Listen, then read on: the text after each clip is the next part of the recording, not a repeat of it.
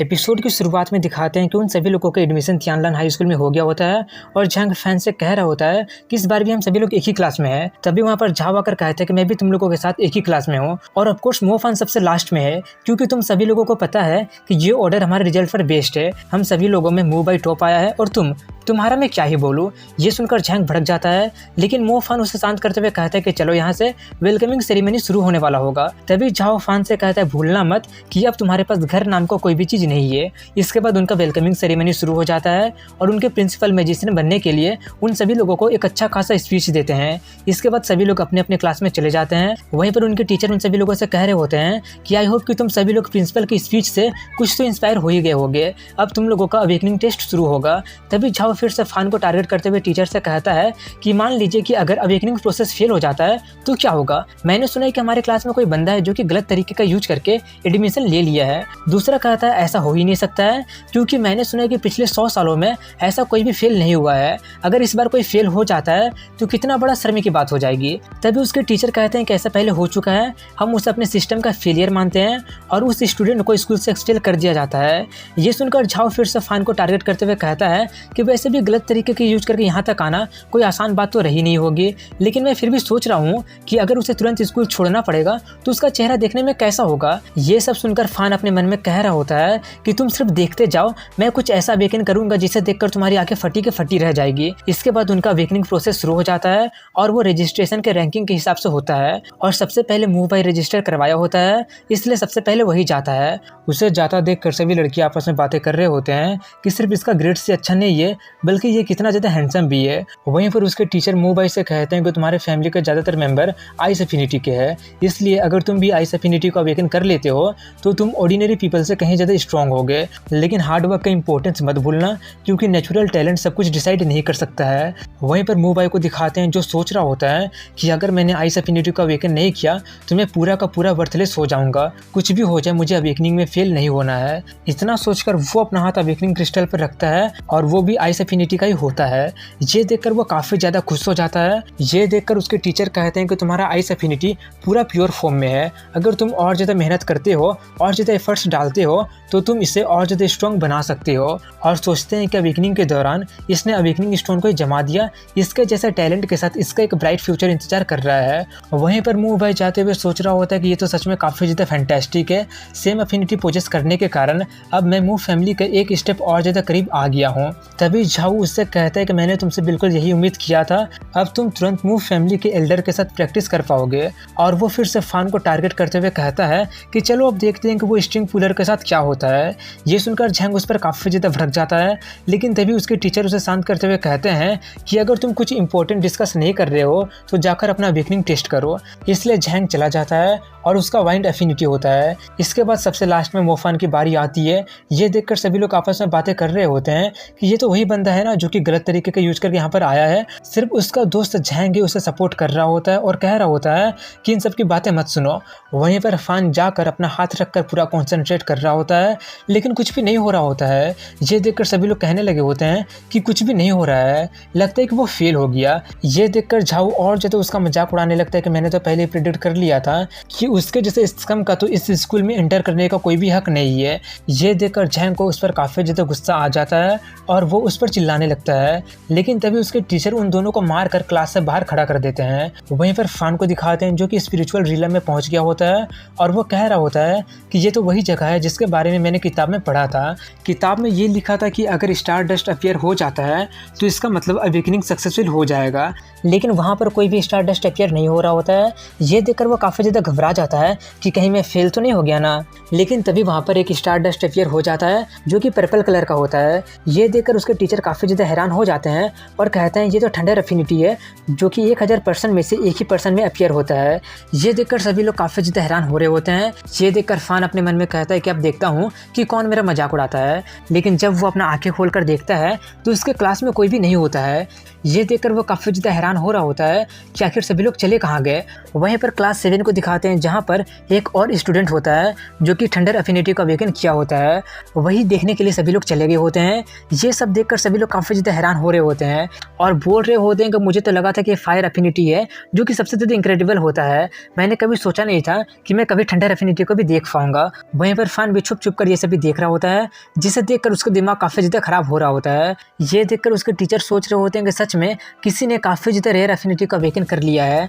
Class 7 को home room teacher को एक और बहाना मिल गया शो ऑफ करने का। इतना सोचकर वो सबसे कहते हैं कि अब जब तुम सभी लोगों ने देख लिया है तो चलो अपने क्लास में वापस चलते हैं। और ये मत भूलो कि मो फान भी अपने अवेकनिंग कर रहा है। वहीं पर वो सभी लोग अपने क्लास में जाते हुए कह रहे होते हैं कि उस स्कम का अवेकनिंग देखने का शौक किसको है। ये सब सुनकर फान का दिमाग काफ़ी ज़्यादा खराब हो रहा होता है और वो सोच रहा होता है कि वो लोग ऐसे चिल्ला कर बातें कर रहे हैं जैसे कि मैं तो कोई बहरा हूँ। ये बोलकर वो फिर से अवेकनिंग स्टोन पर अपना हाथ रखता है और इस बार उसका कलर लाल में बदल जाता है। ये देखकर उसे कुछ भी समझ में नहीं आ रहा होता है कि आखिर ये सब हो क्या रहा है। तभी वहाँ पर झांग आकर चिल्लाने लगा होता है कि ये तो फायर एफिनिटी है। ये देखकर बाकी के लोग भी थोड़े से हैरान हो जाते हैं। तभी झाओ चिल्लाने लगा होता है कि उसका जैसे स्लैकर फायर एफिनिटी कैसा अवेकन कर सकता है। झांग कहता है अगर तुम्हें मेरी बातों पर विश्वास नहीं हो रहा है तो तुम खुद ही जाकर क्यों नहीं देख लेते हो। उसके टीचर कहते हैं कि ये उतना बुरा भी नहीं है, ये प्रूव करता है कि तुम में भी इननेट टैलेंट है, अब तुम जा सकते हो। इसलिए वो जाकर बैठ जाता है और झैंग काफ़ी ज़्यादा खुश होकर उससे कह रहा होता है कि फायर एफिनिटी सच में काफ़ी ज़्यादा स्ट्रॉन्ग है। वहीं पर फान सोच रहा होता है कि फायर एफिनिटी के बारे में जानकर इन लोगों का ये हालत हो रहा है तो अगर इन्हें पता चल जाता है कि मेरे पास थंडर एफिनिटी भी है तो ये लोग तो पागल ही हो जाएंगे। पूरे 100 सालों में ऐसा एक सिंगल केस भी ढूंढना काफ़ी ज़्यादा मुश्किल है कि किसी ने 2 एलिमेंट के साथ अवेकन किया हो और ऊपर से ये दोनों ही काफ़ी ज़्यादा स्ट्रॉन्ग एलिमेंट है। लगता है कि मैं सच में हेवन से ब्लेस्ड हूँ। और अपने मन में कहता है कि डैड आप बस इंतजार कीजिए, मैं स्ट्रॉन्गेस्ट मैजिशियन बनूंगा और जिन लोगों ने हमारे साथ अच्छा नहीं किया है उनका कीमत चुकाने का वक्त भी जल्दी ही आ जाएगा। वहीं पर उनके टीचर सोच रहे होते हैं कि हालांकि क्लास 7 में किसी ने थंडर एफिनिटी को अवेकन किया है, लेकिन हमारे क्लास में भी 2 लोगों ने फायर एफिनिटी और एक ने आइस एफिनिटी को अवेकन किया है, इसलिए हमारा क्लास भी क्लास 7 से कम नहीं है। और सबको कांग्रेट्स करता है और कहता है कि अब ज़्यादा देरी ना करते हुए तुम सभी लोगों का पहला लेसन मैजिक कास्टिंग का लेसन शुरू करते हैं। इसके 1 महीने बाद का सीन दिखाया जाता है जहाँ पर फान पेड़ पर बैठकर प्रैक्टिस कर रहा होता है और अपने टीचर की बात याद कर रहा होता है जो उसे बोले थे कि मैजिक कास्टिंग 3 स्टेप में बटा हुआ है। पहला है मेडिटेशन। मेडिटेट करने के लिए पूरी तरीके से सोच में खो जाओ। अवेकनिंग के बाद जिस एलिमेंट के साथ तुम अवेकन हुए हो वो मैजिशियन के माइंड में अपीयर होता है और फान के माइंड में एक छोटा सा थंडर स्टारडस्ट अपीयर हो जाता है। इसके बाद एक और महीने यानी कि 2 महीने बाद का सीन दिखाया जाता है जहाँ पर सभी लोग काफ़ी ज़्यादा मेहनत कर रहे होते हैं और उसमें से मूव भाई ऑलरेडी अपने मैजिक को कंट्रोल करना सीख लिया होता है। वहीं पर फान थंडर और फायर दोनों को समन करना सीख लिया होता है और अब आगे वो उन्हें कंट्रोल करने के बारे में सीखेगा।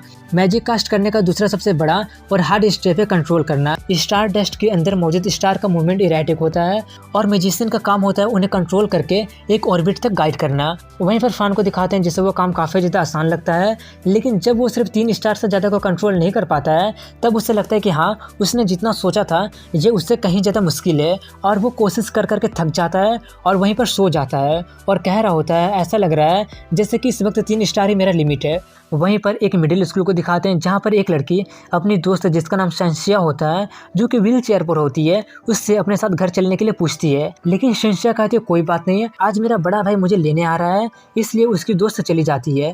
तभी वहाँ पर फान दौड़ते हुए आता है और हाँफते हुए माफ़ी मांग रहा होता है कि प्लीज़ मुझे माफ़ कर दो कि मैं लेट हो गया। वो कहती है ऐसी कोई बात नहीं है, मैं तो बस अभी अभी स्कूल से बाहर निकली हूँ। और आगे उससे कहते हैं कि तुम्हें मुझे रोज़ पिकअप करने की कोई ज़रूरत नहीं है, तुम्हें इसके बाद फिर से अपने स्कूल का डॉर्मेट्री में लौटना पड़ता है जो कि तुम्हारे लिए काफ़ी ज़्यादा इनकन्वीनियंट होगा। वो कहता है कि मैंने आंटी से पहले ही प्रॉमिस कर दिया है कि मैं तुम्हें हर रोज़ पिकअप करूँगा और उसे एक पार्क की तरफ इशारा करते हुए कहता है कि अब से तुम हमेशा उस पार्क के एंट्रेंस पर मेरा इंतजार करना। तो ये बोलकर वो उसे लेकर जाने लगता है, लेकिन तभी वो उससे कहती है कि ऐसा लग रहा है जैसे कि मैं तुम पर बोझ बनी हुई हूँ। ये सुनकर वो कहता है ये तुम क्या बोल रही हो, छोटी बहन का ख्याल रखना तो बड़े भाई का फर्ज होता है और अगर तुम मुझे पार्क के एंट्रेंस पर नहीं मिलोगी तो मैं अपना डॉर्मेट्री वापस जाऊँगा ही नहीं। इसके बाद कल का सीन दिखाया जाता है जहाँ पर फान अपने स्टार को कंट्रोल करने का प्रैक्टिस कर रहा होता है और वो 6 स्टार को तो कंट्रोल कर लेता है लेकिन आखिरी वाले को नहीं कर पा रहा होता है। तभी उसे अपने कजन की याद आती है, इसलिए वो जल्दी से जाने लगता है। लेकिन वो देखते हैं कि वो उस पार्क के पास होती ही नहीं है। तभी वो उसे दिख जाती है, जो कि अपनी व्हील चेयर से नीचे गिरी हुई होती है।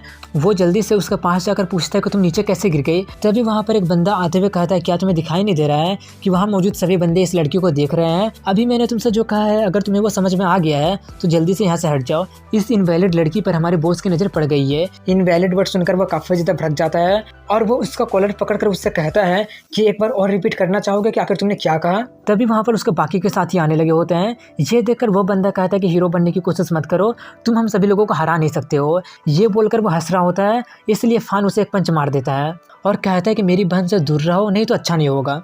ये बोलकर वो सभी लोग फाइट करने लगे होते हैं। वहीं पर उसकी बहन बोल रही होती है कि उन्हें जाने भी दो, वो लोग नंबर में तुमसे कहीं ज़्यादा है। ये देखकर उनका बॉस उससे कहता है कि ज़्यादा चिंता मत करो, हम उसे जिंदा ही छोड़ देंगे। और उसका गाल पकड़ते हुए कहता है कि तुम तो उससे कहीं ज़्यादा स्मार्ट निकली। ये देखकर फान उसे छोड़ने के लिए कहता है और ये देखकर उसका ध्यान भटक जाता है और मौके का फ़ायदा उठाकर वो लोग बेसबॉल वाले बैट से उसके सर पर मार देते हैं, जिससे उनका बैट ही टूट जाता है। ये देखकर सभी लोग कह रहे होते हैं कि आखिर इसका खोपड़ी किस चीज़ का बना है जो कि इतना ज़्यादा स्ट्रॉन्ग है। वहीं पर फान सोच रहा होता है कि वो मुसीबत में है और मैंने उसे प्रॉमिस किया था कि मैं उसे प्रोटेक्ट करूंगा। अगर मैं सिर्फ मैजिक यूज कर पाता तो ये कितना ज़्यादा आसान होता। तभी फान अपना सातों स्टार को कंट्रोल कर लेता है और उन पर अपना थंडर से अटैक कर देता है और यहीं पर एंड हो जाती है।